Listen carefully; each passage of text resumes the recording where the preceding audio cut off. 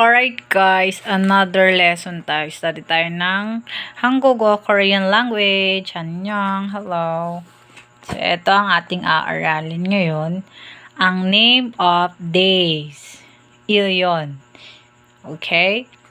Pero ang tawag dito is itong Monday, Tuesday, Wednesday, Thursday, Friday, Saturday, Sunday is days of the week. Tama? You will.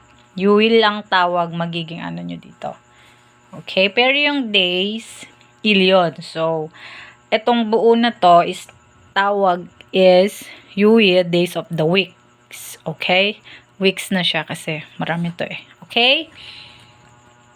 Okay, Monday, 월요일, 월요일, 월요일.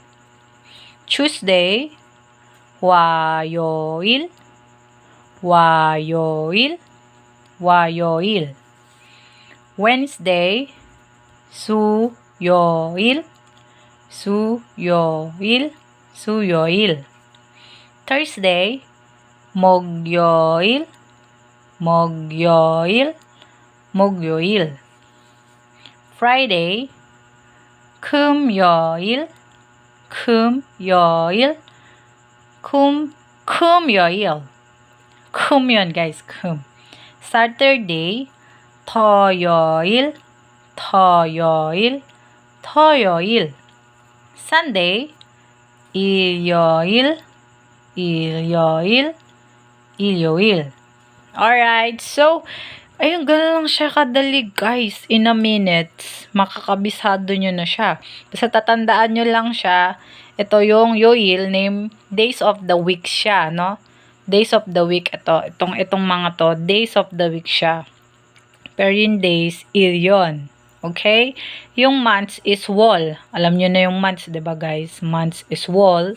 Days of the weeks is yoil.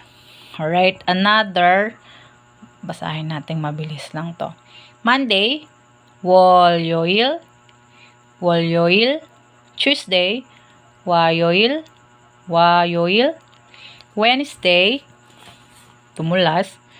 Wednesday, 수요일, 수요일. Thursday, 목요일, 목요일. Friday, 금요일, 금요일. Saturday, 토요일, 토요일.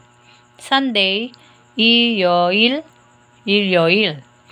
Alright, so ganun lang siya kadali guys. Yung days of the weeks, days of the week, you will. Yan siya. Alright guys, ganyan siya kadali. You will lang siya. Don't forget guys, pag days of the week, tapos yung months is wall. Right?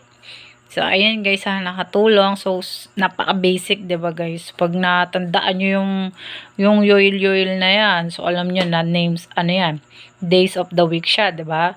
Pag may wall naman, months siya agad. Ganyan lang yun lang yung magiging pattern nyo guys. So, alright, sana nakatulong to guys. Pag may mali ako dito na sa nabanggit, paki-correct po. And sa pag-pronounce, hindi po ako, teacher, hindi, bali naging student, nag-exam, so nakapasa naman sa awa ng Diyos. Ganun po. Kaya, gilingan nyo guys. Alright, annyeong.